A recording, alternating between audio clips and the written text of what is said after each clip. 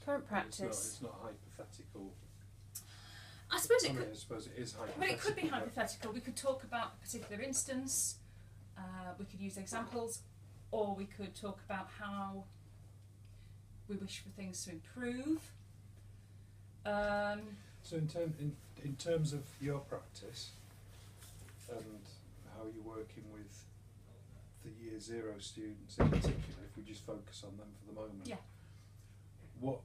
Where do you feel that there are opportunities for the environment to play more of a part in how they, or an environment to play more of a part in what they're doing?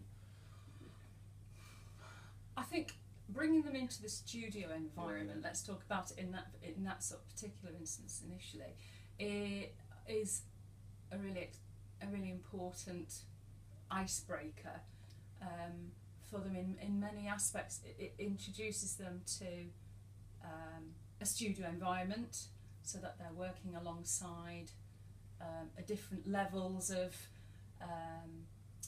design, creativity in terms of their year 1, 2 and 3 colleagues.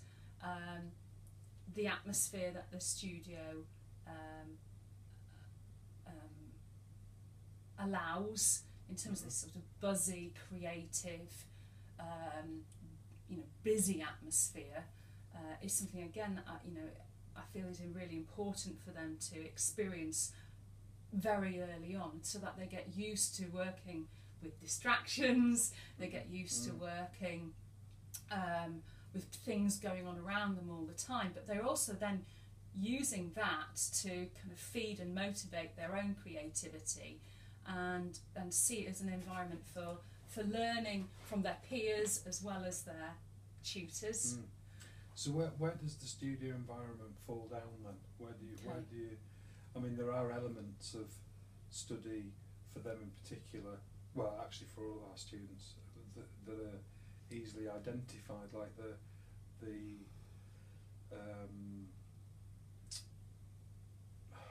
mine's gone blank, I'm in holiday mode still. Sorry, Jim. It's okay.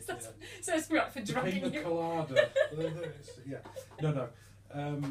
The stuff that they do with Nick and Gareth, those sorts of modules obviously require a different environment. But are there other things where I tell you, one of the things I'm really interested in, as I keep saying with your MA, is how can we look at what we do and deconstruct that, take it apart, and think, are we getting the best out of them? Are they learning what we want them to learn? And I think the studio environment is something that we all cherish, and we know it's a very effective learning environment, but not for everybody, and obviously there are issues there with industry then. But there are instances, in particular, I know of one Year Zero student who finds working in the studio particularly challenging.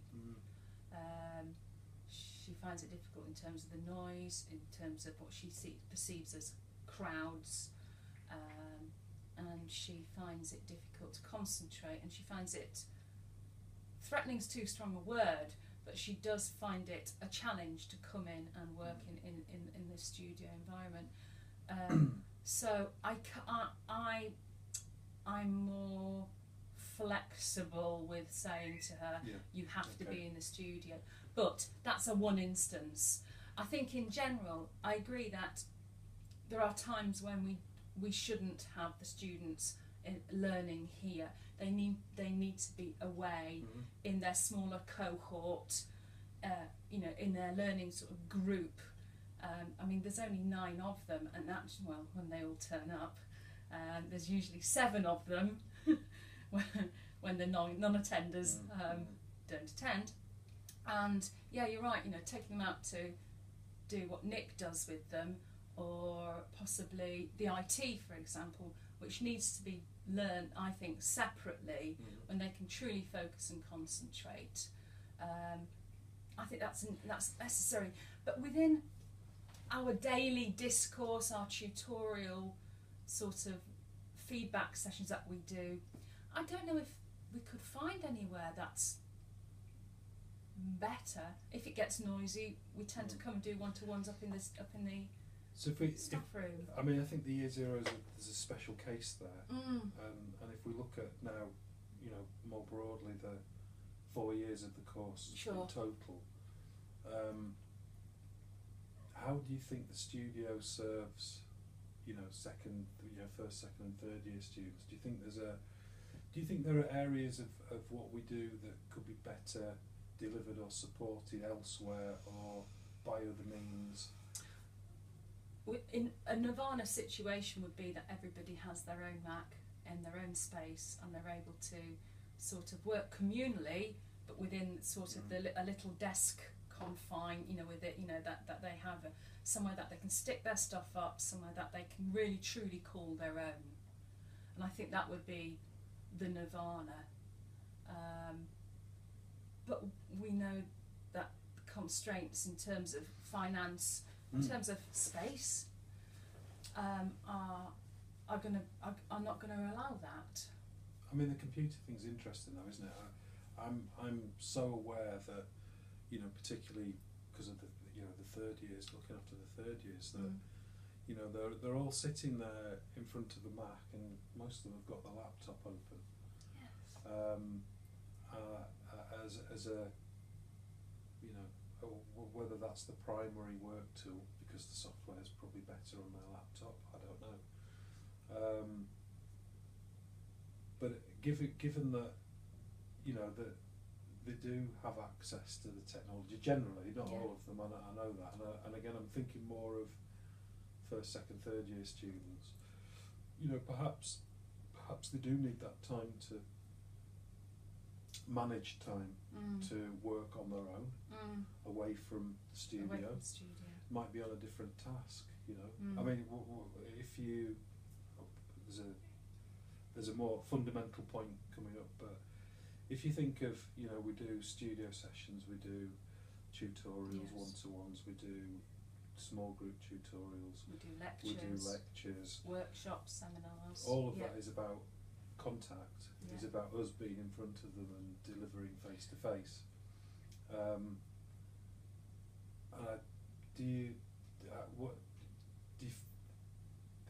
I wonder whether it's just something to think about. I guess I wonder whether that makes them so reliant on us. I think in the third year, you know, again thinking at the tail end of the third year of the course, where some of them seem to not be able to make decisions without referring to us, and how do we build that independence? I'm not saying the studio thing is a wrong thing, I'm just sort of thinking, I wonder whether there are other ways of... It's a good, I think it's a really valid point that really the studio space should be more relevant and more useful to the beginning end, the foundation, year one and into year two, than it should be for year three. I completely get your point there, that year three. Well, to be honest, I don't know if I'm making a point, Zoe. It's one of those things that you know. I think the independence of students is an issue. Yeah. Whether it's because of how we're dealing with them, I guess there's got to be something to that in there. I'm not saying they shouldn't be in the studio. I think we you know, we have a studio culture. Yes, we do, and we have a proper studio community. And that culture is, you know, and community go hand in hand. And I think that has so many positives, so many benefits. But I understand what you're meaning when you say, you know, are we spoon feeding? Are they too reliant on us? Okay, so given the environment of the majority of the learning that we deal with is studio based, you know, whether that's workshop supported, whether it's not, it doesn't really matter, but that it's workshop based and we're front facing and we're delivering to these students. Do you think that they have enough room to develop themselves, you know, to develop their own concerns and to bring something to the table? And is that, again, something that contributes to independence, and how, you know, what environment do we think it's so dependent on the individual. Mm. I don't know whether you. I remember the Swedish students and how, particularly come year 3, how independently they worked, and they would come in, they would get what they needed from us, and then go away again. If there was a tutorial, they'd come and they'd attend. Mm. So it wasn't as if they weren't attending necessarily. It was that they would just be more self-reliant, and it really worked for them.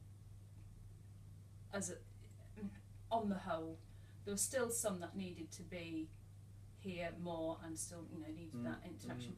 And I think it does have. We have to be more sort of reactive to the individual, maybe, rather than sort of taking them as a group, as a cohort, and saying, well, come year 3, off you go, and you only come in for this bit, because I'm afraid the space is going to be used elsewhere, or you're not going to have the Mac. You're not going to have the Mac facilities, because year 0, 1, 2 are going to be using them along with the space. I don't know. Thinking of, okay, let's think of how it's done in reality, in practice, in professional practice. Clients come from all over the world now, so you're dealing with clients. You're getting a client brief usually via email. If you're lucky, it might be FaceTime or some sort of video conferencing. You're then emailing work. You rarely get to see all of your clients on a face-to-face basis. So I wonder if, with professional practice moving that way, I wonder if it is something that we need to be more aware of, and maybe even practicing more of, so that maybe not for every project we say this is how we're going to deliver.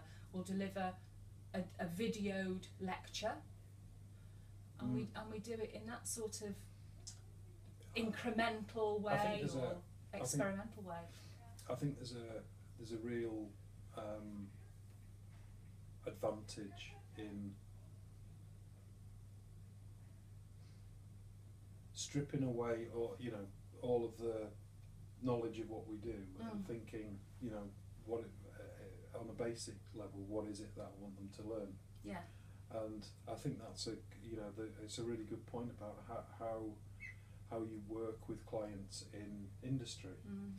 And if you think about what we do very little in terms of, if they are working on Skype, FaceTime, whatever it might be, we don't do anything on that with them. We don't do anything about, how do you present, what's a good way of doing this? They might be better at it than we would be, I imagine. They've grown up with the technology a bit more. Yeah. But there's I'm not particularly promoting the computer, as a replacement or anything, more as an addition, but thinking there are some useful tools there that they're able to use independently of us. So for interest, Pinterest. Yes. That if we're asking them to research something and putting together, they put together an individual Pinterest board for a project. That's something they do, isn't it? That's something they can do. The nice thing is you can see where they stole their pins from. Yes. Sorry, where they repinned from. So if they're just referencing each other, that's easy enough to track down. Yeah. Not that I'm trying to catch them out. No. But I think there's lots of things, where traditionally we might have said, oh, let's do a mood board, and we'd have to work with them so that they understood what a mood board was. Yes. That they understand what Pinterest is. We say, okay, let's see, sort of 100 images on a Pinterest board that reflect your thinking and your research. Talking of research, and environments for research, I don't know whether you've noticed it, but over the last couple of years, I've seen a growing reluctance to actually go into the library and use the library.